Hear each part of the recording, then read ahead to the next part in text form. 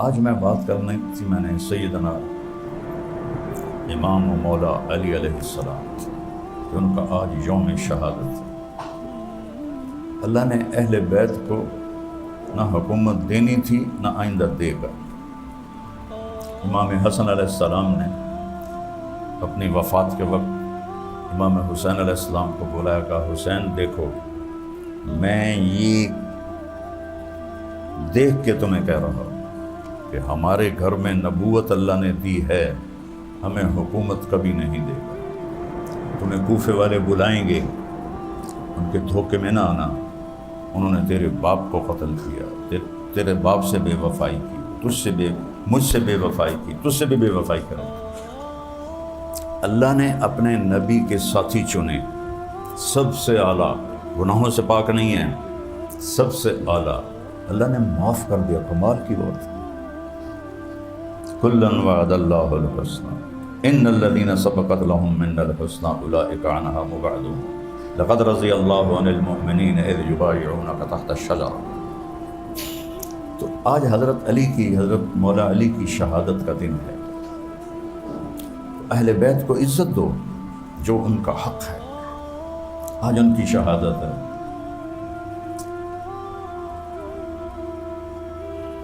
کہ آپ نے جب حضرت فاطمہ کا نکاح کر کے رخصتی کی تو آپ نے اندر بلایا مولا، اور آئے تو آپ نے حضرت فاطمہ کا ہاتھ پکڑا اور یوں حضرت علی کے ہاتھ میں دیا اور کہا علی تمہیں نبی کی بیٹی مبارک۔ کتنی بڑی فضیلت۔ پھر فرمایا فاطمہ جو مجھے اپنے خاندان میں سب سے زیادہ محبوب تھی، میں نے تیرا ہاتھ اس کے ہاتھ میں پکڑا دیا۔ سبحان اللہ، یہ فضیلت کسی اور کو ملی؟ اور آپ نے کہا لوگوں کی نسل چلتی ہے عصبہ سے، بیٹے سے، میری نسل چلے گی فاطمہ سے، بیٹی سے۔ بیٹی سے تو نسل نہیں چلتی، تو حضرت علی کی نسل ہونی چاہیے۔ کہا میری نسل چلے گی میری بیٹی فاطمہ سے، اور ایسے ان کا ہاتھ پکڑا اور قریب لاتے لاتے لاتے لاتے لاتے سینے کے ساتھ لگا لیا۔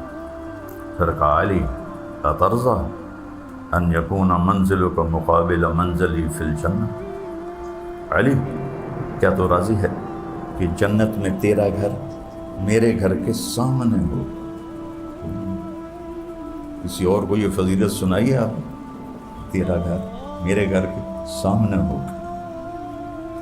تو حضرت علی رونے لگے، کہا یا رسول اللہ میں راضی ہوں، میں راضی ہوں۔ تو میرے نبی نے فرمایا اللہ نے پوری دنیا انسانیت کے قلوب کو دیکھا، جو اس میں سب سے بہترین دل تھے انہیں میرا صحابی بنایا۔ پھر میرے سارے صحابہ کو دیکھا، ان میں جو سب سے اعلیٰ تھے ان میں 4 کو میرا خاص ساتھی بنایا، ابو بکر، عمر، عثمان اور علی علیہم السلام۔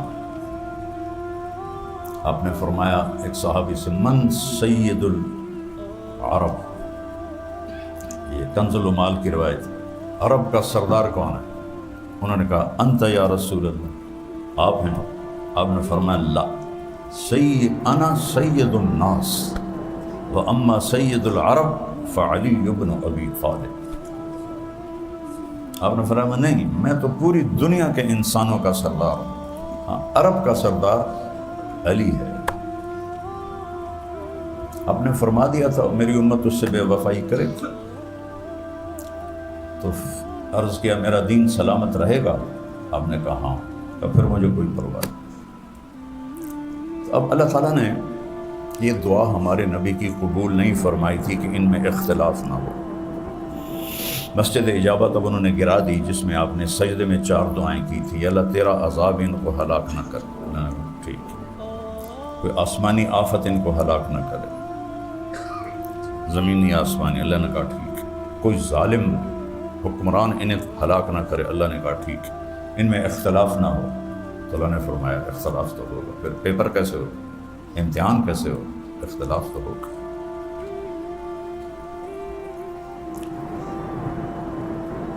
تو وہ صحابہ سے شروع ہو گیا، اللہ کی تقدیر سے۔ اللہ آپ نے کسی کو خلیفہ نامزد نہیں کیا۔ یہ کہتا نا حضرت، آپ نے کہا کاغذ قلم لاؤ میں لکھ دوں گمراہ نہ ہوگے، تو وہ علی کی خلافت لکھنا چاہتے تھے۔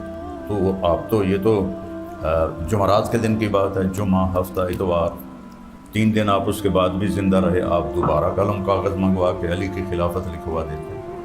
ایسا نہیں ہے، آپ کبھی بھی علی کی خلافت نہ لکھواتے کہ یہ وراثت، سیاسی وراثت اور حکومتی وراثت آپ کبھی بھی نہ کر سکتے، یہ تو ایک عیبدار چیز ہے۔ تو اس میں ہے تاریخ الخلفاء، صحابہ نے عرض کی لا تستخلف، آپ کوئی خلیفہ نہیں مقرر کرتے؟ آپ نے فرمایا نہیں، میں نے مقرر کر دیا اور تم نے اس کی اطاعت نہ کی تو تم پہ عذاب آ جائے گا، لہذا اللہ جس کو چاہے گا آگے کر دے گا۔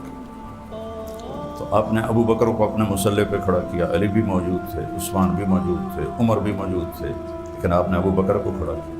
آپ نے 17 نمازیں ان کے زندگی میں پڑھائیں، اور ایک ہفتے والے دن عصر کی نماز یا ظہر کی نماز آپ نے حضرت ابو بکر کے پیچھے جا کے پڑھی۔ حج پہ روانہ کیا تو امیر حج حضرت ابو بکر کو بنایا۔ تو یہ 2 بڑی عبادات ہیں، ایک حج ایک نماز، نماز کا امام ابو بکر، حج کا امام ابو بکر۔ تو اس طرح سے ہر ایک کے پاس استنباط ہے، دلائل ہیں۔ تو جب حضرت علی رضی اللہ تعالیٰ عنہ خلیفہ بنے تو حضرت عثمان شہید ہو گئے تھے، ان کو مصر کے تھے شرپسند، اور نخع قبیلہ کے لوگ زیادہ تھے اس میں۔ نخع عجیب بات ہے، حضرت عمر رضی اللہ عنہ کے سامنے لشکر پیش کیا گیا کہ یہ جہاد پہ جا رہا ہے، تو قبیلہ قبیلہ گزر رہا تھا، تو آپ ان کو کھڑے دیکھ رہے تھے۔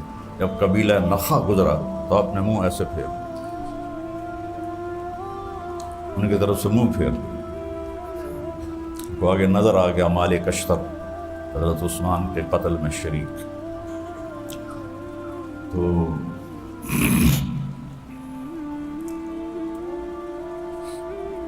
دیکھو نا، یہ اللہ کی تقدیر ہے۔ حضرت عثمان، حضرت ہمارے نبی کی انگوٹھی ابو بکر کو ملی، پہن لی، ان کے بعد عمر کو ملی، انہوں نے پہن لی، ان کے بعد عثمان کو ملی، انہوں نے پہن لی، اور 6 برس گزر گئے، اور امن، فتوحات، ہر روز نیا شہر، نیا ملک فتح ہو رہا۔ 6واں سال تھا، اور آپ قباء گئے، ہفتے کو جو حضور جاتے تھے نا، ہر ہفتے والے دن آپ کبھی پیدل جاتے، کبھی اونٹنی پہ جاتے، اور قباء میں 2 نفل پڑھتے، اور وہ 1 عمرے کے برابر ہے۔ تو وہاں یہ سامنے قبلہ ہے، ادھر والا جو انہوں نے میدان بنا دیا، بلکہ اب تو اس کو مسجد میں شامل کر دیا۔ یہاں ایک کنواں تھا، اللہ کے نبی آتے تھے تو وہاں کا پانی پیتے تھے۔ تو حضرت عثمان اس کنویں کی منڈیر کے ساتھ کھڑے تھے اور وضو کرنے لگے نماز کے، سامنے ان کا غلام کھڑا تھا، انہوں نے ایسے انگوٹھی اتاری اور اس کے ہاتھ میں دی، اس نے ایسے کر کے انگوٹھی کو ہاتھ میں لیا تو اس کا ہاتھ ایسے ہو گیا، تو انگوٹھی پھسل کے کنویں میں جا گئی۔ اب عرب کے کنووں کا پانی بہت زیادہ نہیں ہوتا تھا، تھوڑا سا ہوتا تھا۔ حضرت عثمان نے سارا پانی نکلوا دیا، نیچے کی مٹی نکلوا دی، انگوٹھی غائب ہو گئی۔ جو مہر نبوت تھی 6 سال بعد غائب ہو گئی۔ اگلے 6 سال پھر فتنے فتنے فتنے فتنے، یہاں تک کہ حضرت عثمان کو شہید کر دیا گیا۔ جس دن شہادت تھی اس رات خواب دیکھا کہ اللہ کے نبی کھڑکی میں، کمرے کی کھڑکی میں ہیں، ابو بکر عمر بھی ہیں، کہتے ہیں عثمان تیرا پانی بند کر دیا گیا، 3 دن سے پانی نہیں دے رہے تھے فسادی۔ کہا جی یا رسول اللہ، کہا تھا کہ کرو ایسے، آپ نے ڈول سے پانی ایسے نیچے ڈالا تو وہ پیتے رہے یہاں تک کہ سارا سینہ بھر گیا۔ کہنے لگے عثمان اگر چاہو تو مدد بھیج دی جائے تمہاری، اور چاہو تو روزہ میرے پاس افطار کر دو۔ کہ یا رسول اللہ مجھے مدد نہیں چاہیے، میں نے روزہ آپ کے پاس افطار کر دیا۔ تو آپ تہمت پہنا کرتے تھے، سارے عرب شلوار کا رواج بہت کم تھا، لیکن آپ نے اس دن روزہ رکھا، سحری اور شلوار پہن لی، اور انتظار میں بیٹھ گیا کہ آج میرا آخری دن۔ آپ کی بیوی حضرت نائلہ آخری بیوی، اور جن کا میں قصہ سناتا ہوں، 300 دینار کی چادر خریدی، جو آج کچھ 70-80 کروڑ بنتا ہے۔ 300 دینار، 70-80 کروڑ کی چادر بیگم کے لیے۔ عثمان غنی نے تیونس کا خزانہ فتح ہو کے آیا مدینے، 1000 سال سے وہاں حکومت تھی روم کی، تو 1000 سال سے خزانے جمع تھے۔ حضرت عثمان نے اپنے ذاتی مال سے سارا خرید لیا۔ ایک دفعہ 1000 اونٹ آئے ان کے تجارت کے، تو مدینے میں قحط تھا، تو یہ تھے تھوک کے تاجر، تو پرچونی آئے، کہا جی جلدی کریں تاکہ ہم قحط ہے آگے مال بیچیں۔ کہا کیا دو گے؟ کہنے لگے 10 کے 12 دے دیں گے۔ کہا نہیں مجھے ریٹ زیادہ لگ گیا۔ کہا اچھا ہم 10 روپے کی چیز 14 میں لے لیں گے۔ کہنے لگے نہیں مجھے ریٹ زیادہ لگا ہے۔ کہنے لگے اچھا 10 کی چیز ہم 15 میں لے لیں گے، آپ کو 10 روپے پر 5 روپے نفع دیں گے۔ کہنے لگے نہیں مجھے زیادہ لگ چکا ہے۔ کہنے لگے عجیب بات ہے، یہ سارے تاجر پرچونے تو ہم بیٹھے ہیں، ہم سے پہلے کون ہے جو آ کے اتنا بڑا ریٹ لگا گیا؟ کہ تم سے پہلے میرا رب آیا تھا، وہ کہہ رہا تھا عثمان تیری 1 روپے کی چیز 10 روپے میں خرید لوں گا، تو تم گواہ رہو۔ مدینے میں کہت ہے یہ 1000 کے 1000 اونٹ کا سارا مال مدینے والوں کے صدقہ۔ تو ان کی شہادت کے بعد بہت برے حالات ہو گئے، 3 دن تک آپ کی میت پڑی رہی گھر میں۔ پھر تیسری رات حضرت ابو ہریرہ نے اٹھوا کر 4-5 آدمیوں کے ساتھ جنازہ پڑھ کے بقیع میں دفن کیا۔ تو حضرت حسن علیہ السلام نے حضرت علی علیہ السلام سے فرمایا بابا مدینہ چھوڑ کے کہیں نکل جا، یہ اب تمہیں خلیفہ بنائیں گے، جو ہی آپ خلیفہ بنیں گے آپ پہ اس قتل عثمان کا الزام لگ جائے۔ کہنے لگے یہ کیسے ہو سکتا ہے، سب کو پتہ ہے، میں نے تو الٹا تمہیں ان کی حفاظت پہ کھڑا کیا تھا، تو دیکھ لینا پھر۔ تو وہی ہوا، وہ فسادی چڑھ گئے، بیعت کرو، وہ انکار کریں، وہ زور میں تھے، مجبور ہو کے انہیں بیعت کرنی پڑی۔ تو سب سے پہلے بیعت کی حضرت طلحہ نے، ان کا یہ ہاتھ شل ہو گیا تھا جنگ احد میں، نبی کے حفاظت میں تیروں کو روکتے روکتے تو اس معذور ہاتھ کے ساتھ بیعت کی۔ تو ایک بدو کھڑا تھا، کہنے لگا یہ بیعت پوری نہیں ہوگی۔ اس نے اس معذور ہاتھ سے فال لی، کہا لا تتم هذه البیعۃ، وہی ہوا، خلیفہ بن گئے۔ آپ نے پھر امام حسن کو اللہ نے اپنے نانا جیسی فراست دی تھی، کوئی یہاں سے یہاں تک اللہ کے نبی کی تصویر تھی، اور یہاں سے پاؤں تک اپنے باپ کی تصویر تھی۔ حسین علیہ السلام اس کا الٹ تھا، یہاں سے یہاں تک اپنے باپ کے مشابہ تھے، اور یہاں سے پاؤں تک اللہ کے نبی کے مشابہ۔ کہا بابا عثمان کے گورنروں میں سے کسی کو معزول نہ کرنا، کسی کو نہ ہٹانا جب تک آپ کی خلافت مضبوط نہ ہو جائے۔ بیچ میں ایک گروہ پیدا ہو گیا خارجی، تو انہوں نے تنگ آ کر کہا کہ یار 3 آدمی اکٹھے ہوئے، ایک کا نام تھا عمر بن بکر تمیمی، اور ایک کا نام تھا بکر بن عبداللہ تمیمی، اور ایک کا نام تھا عبد الرحمن ابن ملجم۔ ان تینوں نے کہا یار یہ 3 آدمی قتل کر دو نا تو فساد ختم ہو جائے گا۔ تو عمر بن بکر نے کہا میں عمر بن عاص کو قتل کروں گا، اور عبداللہ بن بکر نے کہا میں معاویہ کو قتل کروں گا، عبد الرحمن نے کہا میں علی کو قتل کروں گا۔ اور 17 رمضان طے ہو گئی تینوں کی، ان میں سے ایک مصر گیا، ایک شام گیا، ایک کوفے۔ عبد الرحمن تو رہتا ہی کوفے میں تھا۔ تو معاویہ نکلے تو اس نے عبداللہ بن بکر نے آپ پہ وار کیا، تو وہ وار گہرا نہیں لگا، بہت زیادہ تھا لیکن آپ بچ گئے۔ عمرو بن عاص اس دن آئے ہی نہیں، ان کی جگہ وہ بیمار تھے، کوئی اور آیا نماز پڑھانے، تو عمرو بن بکر نے اسے قتل کر دیا، اور عبد الرحمن بن ملجم جو تھا اس کا وار کامیاب ہوا۔ اور حضرت علی نے خود موت مانگنا شروع کر دی تھی، تو کب رنگین ہو، تو کب رنگین ہو۔ ایک دفعہ آپ بیمار ہوئے تو کہنے لگے یا رسول اللہ لگتا ہے میں مر جاؤں گا اس بیماری میں، تو ایسا نہیں مرے گا، تو اس وقت مرے گا جب تیری یہ داڑھی تیرے سر کے خون سے رنگین ہوگی، اس دن تو مرے گا۔ تو کوفے والے ایسے کوئی غدار نامراد تھے کہ اب اپنی داڑھی پکڑ کر کہتے تو کب رنگین ہو، تو کب رنگین ہو، تو کب رنگین ہو۔ تو حضرت علی رضی اللہ تعالیٰ عنہ نے 38 ہجری کا واقعہ، سارے کوفے والوں نے بہت زوردار باز کیا کہ نکلو جہاد کے لیے، اور اپنا خیمہ جا کے باہر لگا دیا کہ لوگ آئیں گے صبح تو چلیں گے۔ صبح اٹھے تو دیکھا ایک آدمی بھی نہیں آیا، ایک تو انہوں نے ایک شعر پڑھا، وَلَوْ أَنِّي أُطِعْتُ عَصَمْتُ قَوْمِي إِلَىٰ رُكْنِ الشَّآمَةِ رُكْنِ الْيَمَامَةِ أَوْ شَآمِي وَلَكِنِّي إِذَا أَبْرَمْتُ أَمْرًا يُخَالِفُنِي الطَّغَامُ بَنُو الطَّغَامِ۔ کاش کہ یہ میری ماننے والے ہوتے تو میں انہیں کسی منزل تک پہنچا دیتا، لیکن جب میں کوئی فیصلہ کرتا ہوں تو کمینے کا بیٹا بھی میری مخالفت کرتا ہے۔ حضرت علی کو ساتھی نہیں ملا، تنگ آ گئے تھے تو خواب دیکھا، جیسے حضرت عثمان کا خواب سنا رہا۔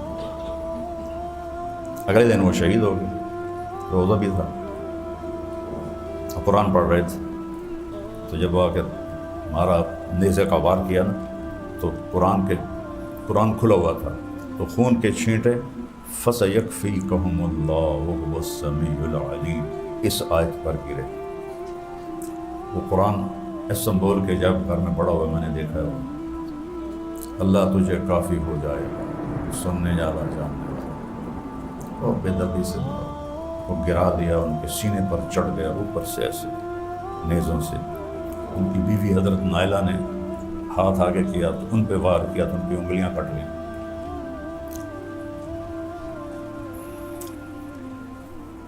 تو حضرت علی نے تم خواب دیکھا، اللہ کے نبی ابوبکر عمر، آپ نے کہا علی کیا حال ہے؟ کہ یا رسول اللہ میں تنگ آ گیا، میں آپ کے پاس آنا چاہتا ہوں، کہ ان کے لیے بد دعا کر، کوفے والوں کے لیے۔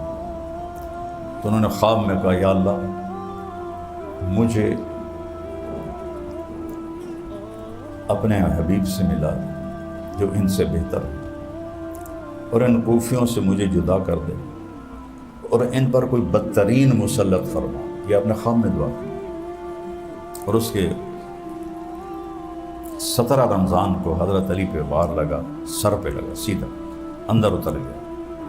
لوگوں نے اس کو پکڑ لیا، خبر پھیل گئی، حضرت زینب آئیں روتی ہوئی، ان کو کہنے لگا رو لے جتنا رونا ہے، بچے گا نہیں تیرا باپ، تلوار زہر میں ڈبوئی ہوئی ہے، 1 مہینہ زہر میں رکھی ہے۔ تو اس بول کے بعد کیا احساس ہونا چاہیے مولا علی کا؟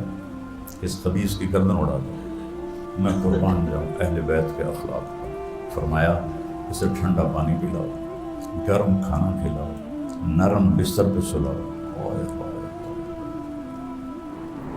یہ سیکھو بیٹا، یہ سیکھو، یہ سیکھ لیا تو بس میری محنت مل گئی، یہ سیکھو۔ زخم پہ زخم کھا کے جی، اپنے لہو کے گھونٹ پی، آہ نہ کر لبوں کو سی، عشق ہے دل لگی نہیں، سینے پہ تیر کھائے جا، آگے قدم بڑھائے جا، یعنی زبان حال سے کہہ دے کہ ہاں ستائے جا، وہ جفا کرے میں وفا کروں، یہ سیکھو۔ کوئی ایسے کرتا ہے اپنے قاتل پہ؟ تو فرمایا اس کا اکرام کروں. زندہ رہا تو میں خود فیصلہ کروں گا مجھے کیا کرنا ہے. میں شہید ہو گیا تو میری پہلی درخواست ہے اسے معاف کر دیں. اور اگر اسے قتل کرنا ہو میرے بدلے میں تو آسانی سے قتل کرنا، ایک ہی وار سے اس کی گردن اڑا دینا، اس کو تکلیف دے کے قتل نہ کرنا. یہ ہے مولا علی مولا المسلمین، میرے مولا، آپ کے مولا. اور پھر آج کے دن آپ کی وفات ہو گئی. 17 کو تلوار لگی اور پھر 21 کو آپ نے جام شہادت نوش کیا. آپ کو نجف میں دفن کیا گیا. یا کیا اللہ نے ان کو ایسی موت دی کہ وہ زندہ ہو گئے. آج کا ایک واقعہ یاد آ گیا ابن کثیر کا. سبحان اللہ.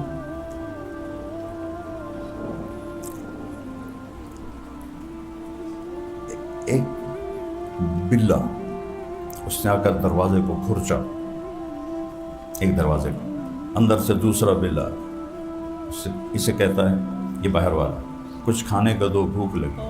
جنات تھے. وہ کہتا ہے ساری چیزوں پہ بسم اللہ پڑی ہوئی ہے، کچھ بھی نہیں دے سکتا. یہ پوچھتا ہے کہاں سے آئے؟ کہ میں کوفہ سے آ رہا ہوں، ابھی ابھی علی کو شہید کیا گیا. اور جب حضرت معاویہ کو خبر ملی کہ علی شہید ہو گئے تو لیٹے ہوئے تھے، اٹھ کے زارو قطار رونا شروع کر دیا. زارو قطار کہا کہ آج بہت بڑا علم دنیا سے اٹھ گیا.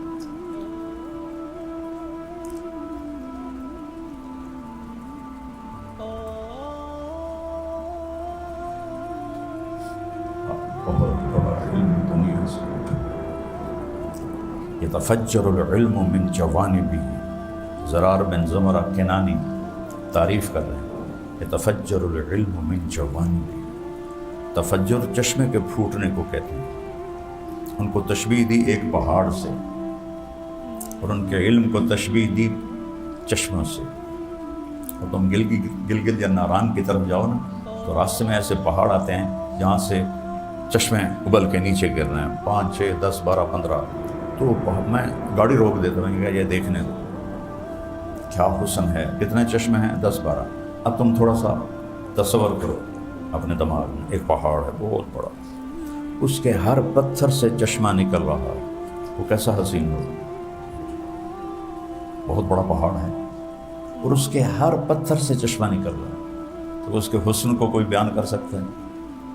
تو زرار کہہ رہے ہیں کہ وہ ایک ایسا خوبصورت پہاڑ تھے جس کے ہر پتھر سے علم کے چشمے بہ رہے تھے. یتفجر العلم من جوانبہ. سبحان اللہ، کیا تشبیہ ہے اور کیا حسن ہے. وتنطق الحکمت من نواحیہ. اور سبحان اللہ، حکمت زبان کا بول. اور وہ کہہ رہے ہیں حکمت ان کے روئیں روئیں سے بولتی تھی، پورے جسم کو زبان بنا دیا اور ہر زبان پہ حکمت کا چشمہ جاری کر دیا. کیسے بیان ہو سکتا ہے؟ وَلَقَدْ رَأَيْتُهُ فِي بَعْضِ مَوَاقِفِهِ وَقَدْ أَرْخَى اللَّيْلُ سُدُولَهُ وَغَارَتْ نُجُومُهُ وَهُوَ يَمِيلُ فِي الْمِحْرَابِ قَابِضًا عَلَى لِحْيَتِهِ يَتَمَلْمَلُ تَمَلْمُلَ السَّلِيمِ. ایسے تڑپتا تھا جیسے سانپ نہیں، جیسے بچھو کا ڈسا تڑپتا ہے. سانپ کے ڈسنے کا درد نہیں ہوتا، بچھو کا درد.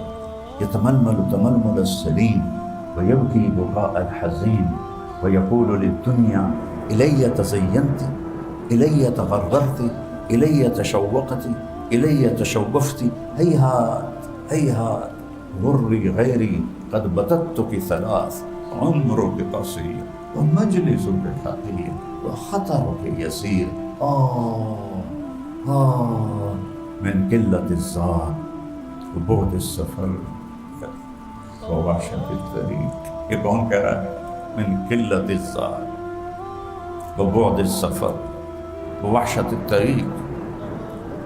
عمل تھوڑا ہے، سفر لمبا ہے، اکیلے جانا ہے. ہائے اللہ، جس کو کہا گیا ہے تیرا گھر میرے گھر کے سامنے ہوگا، تھوڑا عمل ہوگا اس کا؟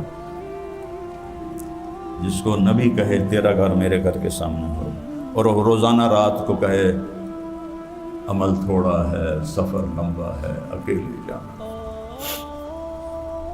یہ تھے مولا علی بن ابی طالب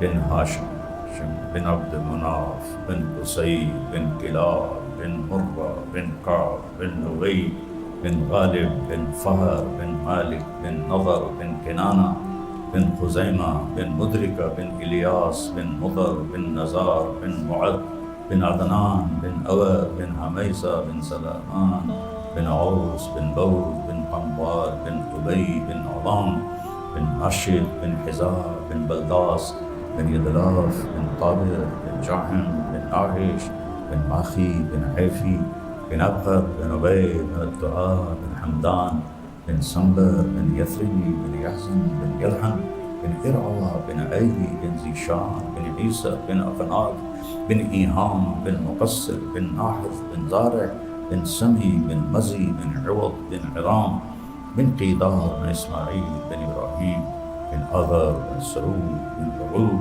بن فائد بن ارفقشا بن سام نوح بن لامک بن متوشالح بن ادریس بن یرد بن ملهلئیل بن قینان بن آنوش بن شیس وبن آدم علیہ الصلاۃ والسلام اولئک آبائی فجئنی بمثلہم اذا جمعتنا یا جریر المجامع هذا علی بن ابی طالب فجئنی بمثلہ